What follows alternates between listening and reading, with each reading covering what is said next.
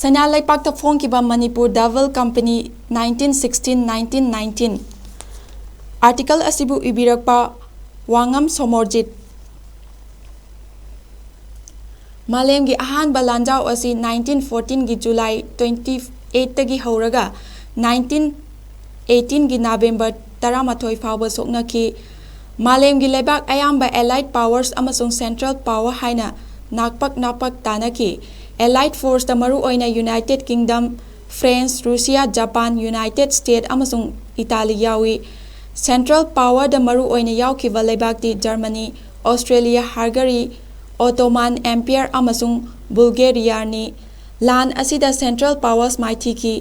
Allied Power gi maikaidagi British India amasung Manipur tharaga atai princely state singsi yauki lan asi Manipur da German lan haina khangnarami First World War asida Manipur na maitai khaktagi oiba lanmi chanige yankai mukna saba Manipur Infantry Company ama recruit tawduna Ottoman Empire gi manung chalamba Mesopotamia hauziki Iraq ta active service ki thaki France ta thabak sizinnaruba gidamak chingmi lising anina saba Manipur Labor Corps amasung thaki 1917 gi February 5 da Assam Battalion ga loinana thabak tawminaruba State Military Police ki mioi yankai taruk su thaki tengbang oina aeroplane ama leinaba sale oina lupa lising kunithoi ga chamnga amasung St John's Ambulance Red Cross ki ambulance car mari leinaba sale oina lupa lising kunipan piki tengbang sale oina relief fund comfort fund amasung memorial gi lupa lising tara mari chatruk humdra gi piki State Fund gi lupa lakh ama Indian War Loan da sizinaki Ingsok lising amaga chama pantara manga tara taruki loan dagi lupa lising kuntra humdoi ga chanipan su sizinaki Manipur Daval Company gi sizinnanaba sale oina lupa lising marfu ga chanipan kuntra amasung Manipur Labor Corps ki sizinnanaba sale oina lupa lising ahumga nifu mari su piki 1916 gi July 13 da Raja Churachandna Manipur gi political agent Lieutenant Colonel Cole gi khuthangda India gi Viceroy da chithi thaduna ningthau masamakna luchingduna achangba sel punamak Manipur na puthoktuna maitai lanmi singna lan pangge haiki chithi adugi waroldi matam kharagi mamangdagi aina khalaki madudi maitai singsu samudra landuna British Empire asigi mafam amada hekta army oina leiba yai Satra singda yengurabasu aina po uriba kshetriya sagai asigidi mafam ama hekta chatuna lan yaurubada akaiba leite masina aigisu oiraba warep oina laure maram aduna ai isamak yauna aigi maitai lanmi singa lan yauba chatuna iningthau ningthorol England dagi King Empire gi thaugal tawjare haina leple aigi aningba apamba asi government ta khara paudamko ai isamak English fazana hai matam kharagi lanmi oinasu Empire Cadet Corps ta leirammi aigi officer sing amasung non commission officer sing su Hindustani khangi aigi aningba apamba asi yabiraklabadi aigi lanmi sing asi Shillong da leiba Gurkha Rifles natraga Lakhimpur Military Police Battalion da training tawhanningi masigidamak aihakna maitai chani chahum State Police tagi thaurang tawduna thamle Khangatlaba miyoising asida aihaki imung manung mari matasu yauri mathau taraklabadi maitai lising amagidagi tadana chatpa yarakani aina lan chathoklingaida aigi yambung RK Dumbra Singha Senapati amasung Higgins na laibak asi aigi ihut sinnaba ngakcha hogani Assam gi Chief Commissioner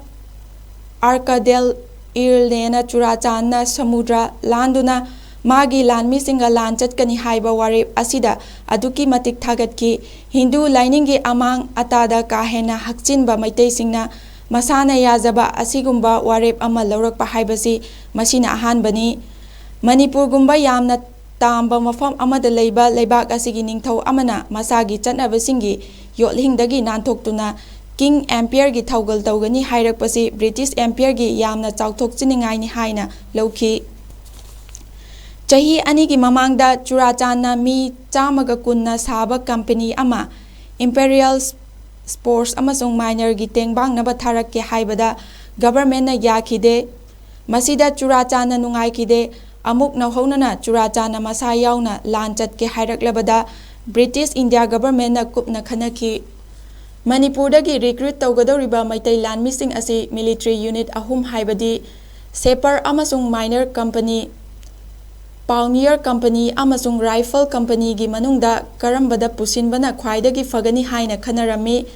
Mangjaunana offer tawramlaba Seper amasung Minor Company sigi oinadi training pibada tha mapandagi chahi ama phawba changba yai. Masigidamak yawgadaba miyoi singdu 𝐼𝐀𝐍𝐈𝐏𝐔𝐑 training pidaba yaroi. Masigidamak instruction gi awat pasu leigani. Masidi khudong chararoi haiduna khanakhidre. Pioneer da amuk yengbada maitai asi thak wangba Hinduni adubu Pioneer gi battalion singi Sikh lining chatpa miyoi singni native Christian amasung Paranier South India da leiba furup amani Muslim amasung Marathi singsu yawi furup mayam yawba unit asida maitai sing attack toba nungairoi haina khanaki. Maram aduna Rifle Company natraga double company oina sembana khwaidagi afaba oirani lepki. Manipurdagi khangatlaba maitai singna Silongda hana tharaga amanipan Gurkha Rifles ki officer amana Indian Army da hana enroll tawba haina khanaki. Sigi matungda Manipur double company bu training ki thaba haina lepnaki. Sok lising amaga chamapan tarataruki August 16 India gi Viceroy da Churachan na tharakpa kharita amada government gi warip sing asi khanghalaki.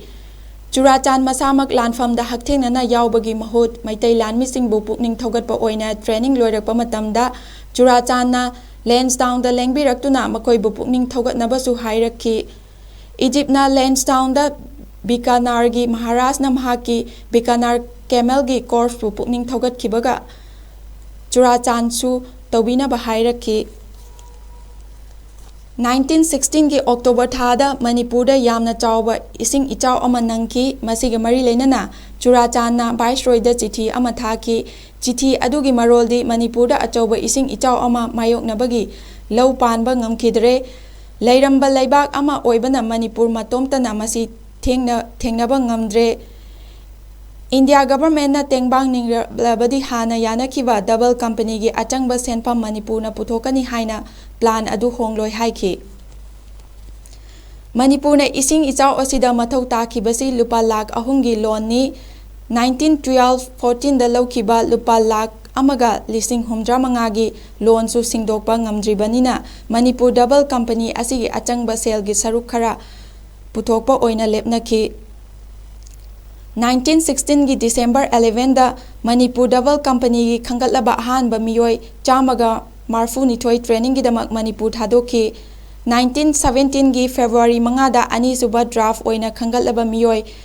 57 Manipur thadoki. December 1916 da Churachan gi private secretary Captain F.V. Blackie na company asi command tawhanki. 1947 da Fongkiba Mutum Julon Singhana iba Manipur itihas da asumna irami. Ahanba maitai tengol gi luchingba Captain Blackie Churachan Singh Subedar, Tombi Subedar, Jingtha Jamandar, Thingo Chura Jamandar makoi asina chingba tengol ama Mesopotamia da tana thakre. Ani suba Ningthaujam Subedar, Sorokhaibam Angau Zaman,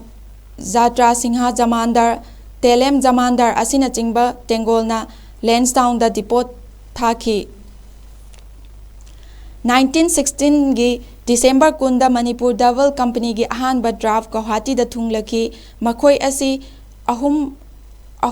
kuntra mapan Gujralis ki commander na British officer ama Garwati gi officer ani non-commissioned officer mari amasung sipoi tara na Guwahati da oktuna Lansdowne da puraknaba khanganki.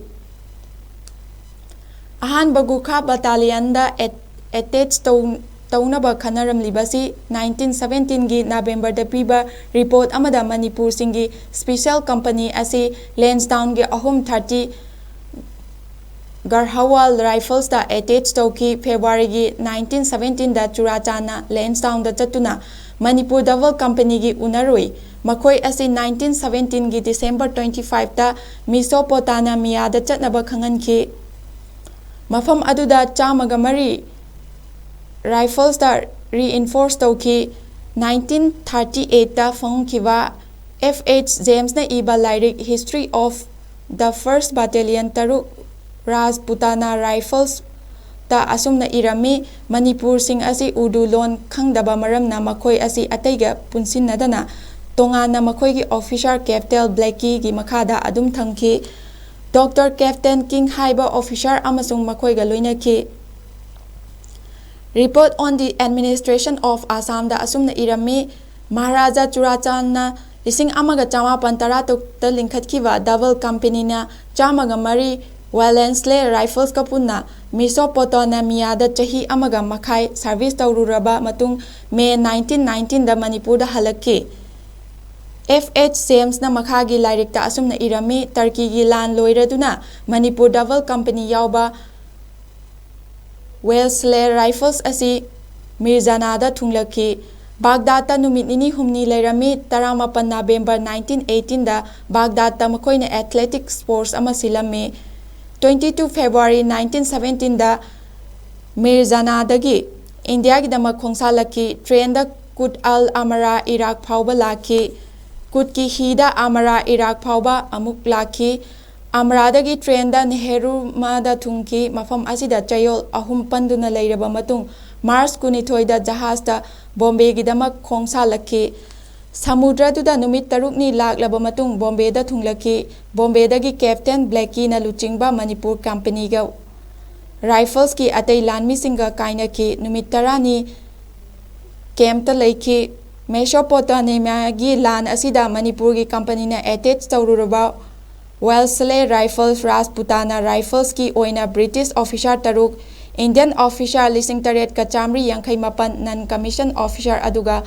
28